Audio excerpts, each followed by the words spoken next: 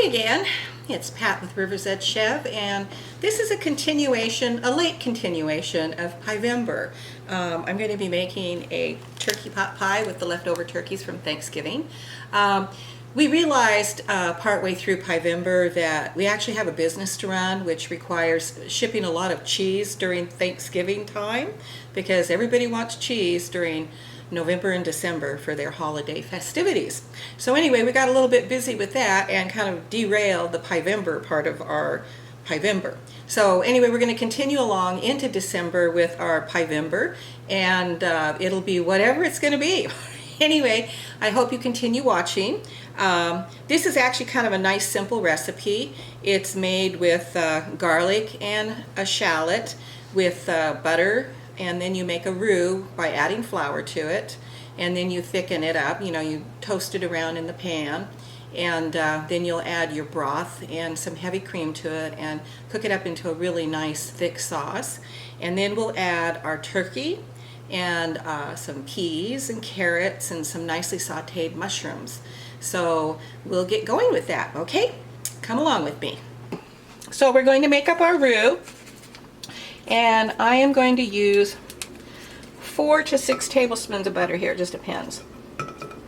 We're not making a massive, maybe I'll do 5 tablespoons of butter. And when you're making a roux up, basically it's equal parts butter to flour. Hold on. Just to be aware, you might want to move the rest of those ingredients over to the other side. Over here? Yeah, because when you bend forward to do that, we get a real close-up of your head. Oh, okay. Well, God knows we don't want that. Flame on. So we're going to use 5 tablespoons of butter to 5 tablespoons of flour. But first we're going to saute off our medium-sized shallot and our garlic that's been finely diced up.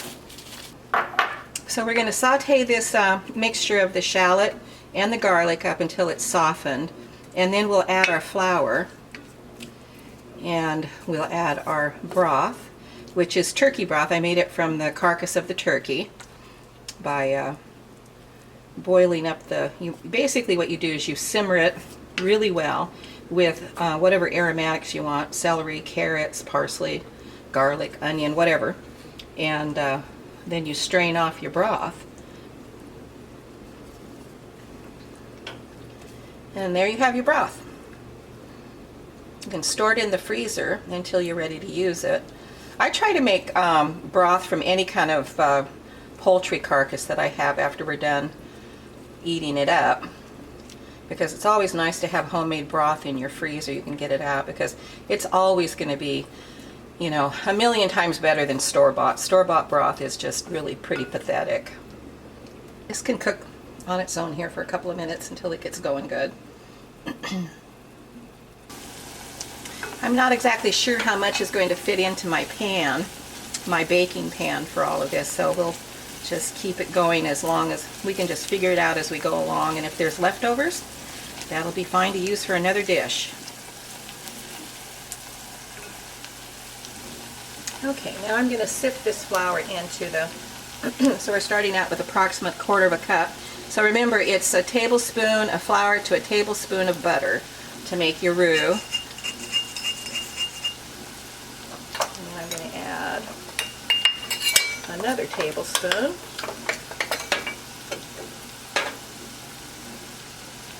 And I like to use a sifter when I'm adding flour to anything like this, because you never know when you're going to have lumps in your flour, and lumpy flour is really hard to cook out. It just seems to seize up and not go away.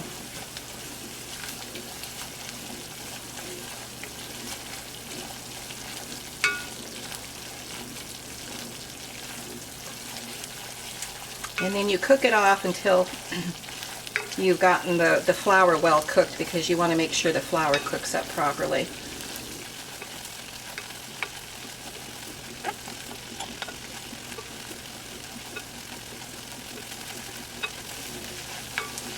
Okay, now I'm going to add my broth to this.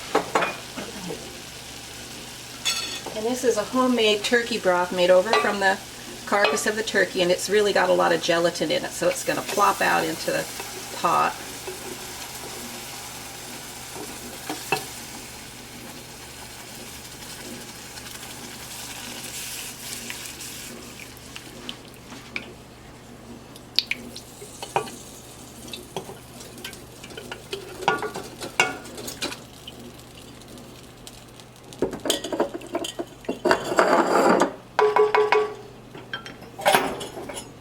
I'm going to use the whisk to whisk it up really well, and there'll be no lumps in this. It's going to be really nice. And once we get this so that it's thickened up some, we're going to add a cup of heavy whipping cream to this to make it really nice and unctuous. It'll be absolutely wonderful.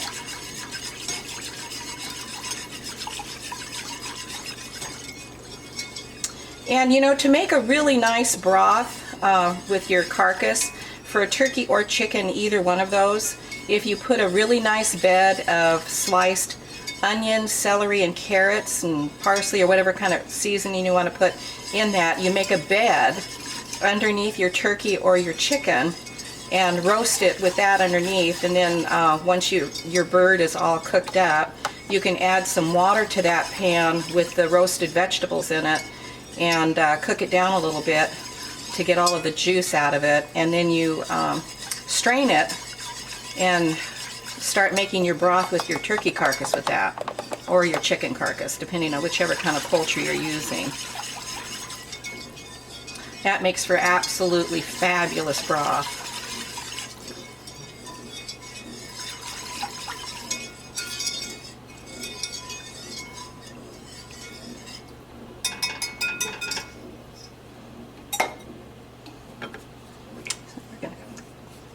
Stir this to keep it from sticking to the bottom, and it'll start thickening up really pretty quickly.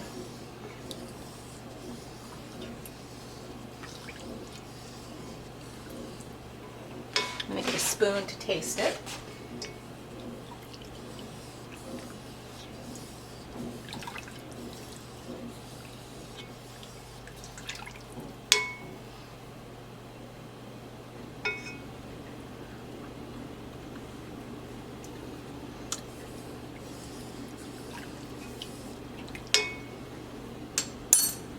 I think the salt level is good, but it needs some pepper.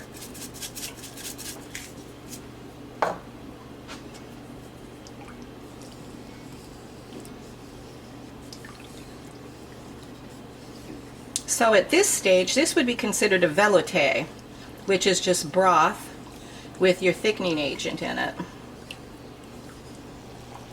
Okay, so I've been cooking this for about 5 minutes more now, and I've been stirring constantly. I'm going to add my heavy whipping cream to this now.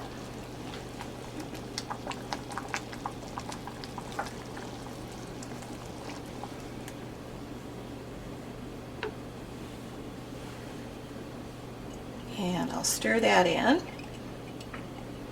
and we'll cook it off just a little bit longer, and then we're going to take it over and put it in the pan with the rest of the ingredients, and we're going to layer that so that each layer has everything in it that we want, so it'll be well combined. Okay, that's to the point where I think it's just perfect. Let's come back up to a boil.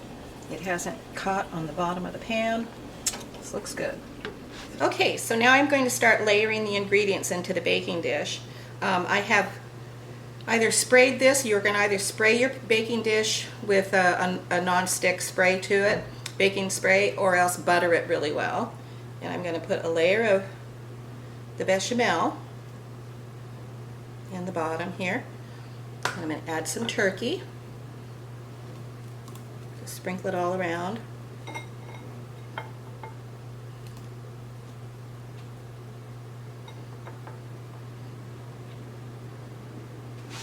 And then some carrots.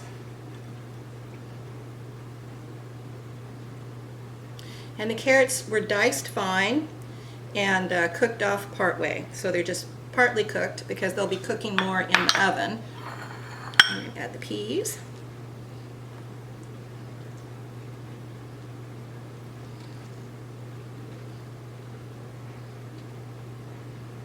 And some mushrooms. Mushrooms have been sauteed.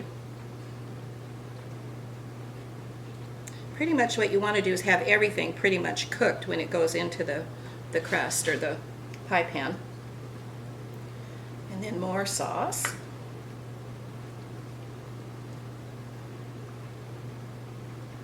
I think you could add potatoes to this, cooked potatoes, just about anything. turkey.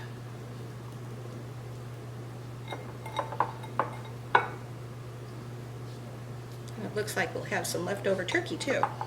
That'll be good. We can use it for something else. Maybe a tamale pie. Turkey and tamales always go hand in hand really well.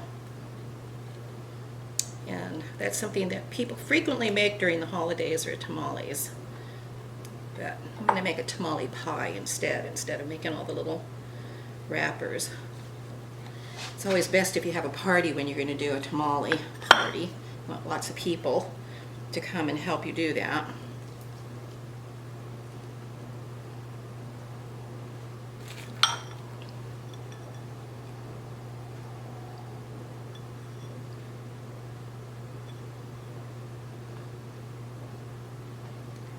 More mushrooms.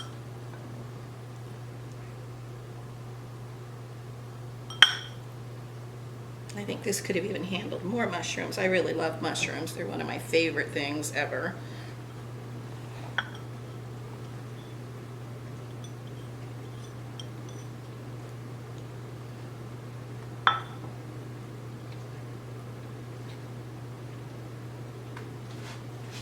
More sauce.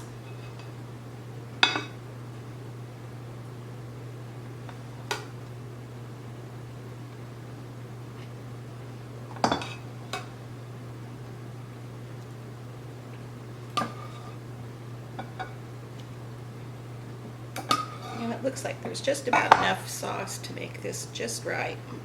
Add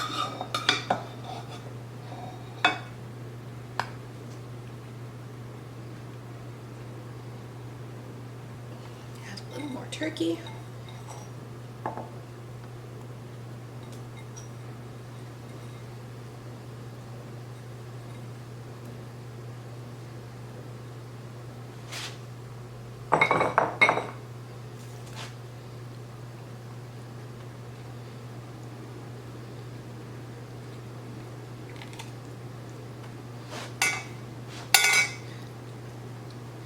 Want to make sure that the turkey has contact with the sauce so that it absorbs some of that moisture, because the turkey has a tendency to get pretty dry.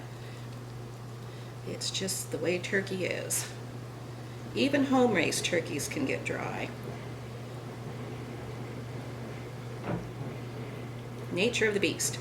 Anyway, okay, so I'm going to allow this to come to room temperature before I top it with the pie crust, and we will be back, and we'll see you when we come back. Okay, so the filling is ready to be covered with the pie crust, and the pie crust is will be linked at the end of the video. So anyway, I'm going to put this pie crust on top. Yeah.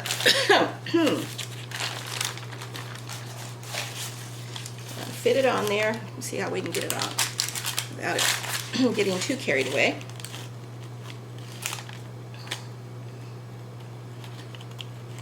Okay, so I'm just gonna crimp it in place. And I'm gonna put it in the oven until the crust is golden brown and the filling is bubbling.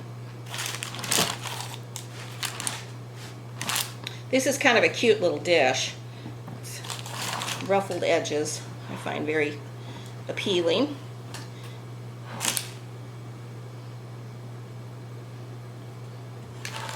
And then it's necessary to make some vent holes in the pie crust. And this is the all butter pie crust. Simple to make and very tasty.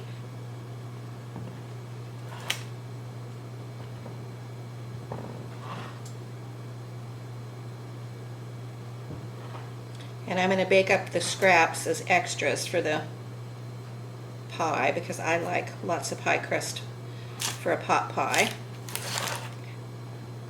And I didn't do a bottom and side crust for this because it's in a glazed porcelain pie pan, and it's better if you're going to do that if you use a metal pie pan, because the heat transmitted through the pie pan works better for browning the bottom and the sides.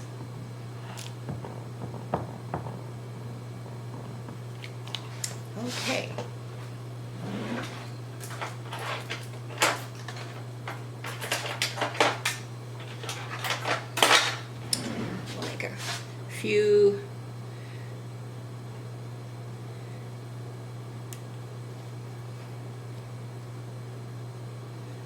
for this size pie. I think I'm going to do 5 vent holes, and they're pretty good. They're at least an inch long.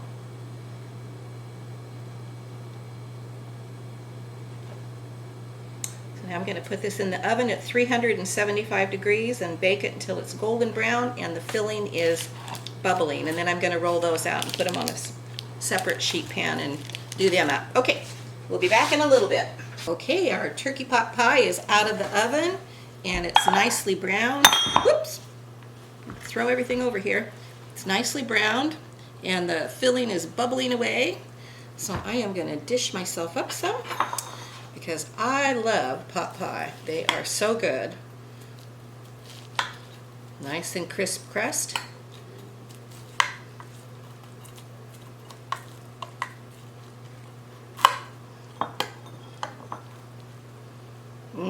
Doesn't that look good? Look at that. That is fabulous.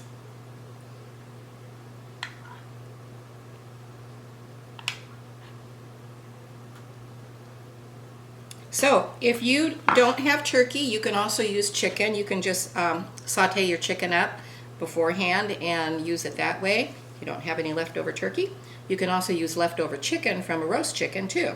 Or you can even get one of those rotisserie chickens at Costco or any of those stores. You know, all the stores have rotisserie chickens now. So that would work as well. Anyway, thank you for watching and please follow us. We'll see you next time. Bye-bye.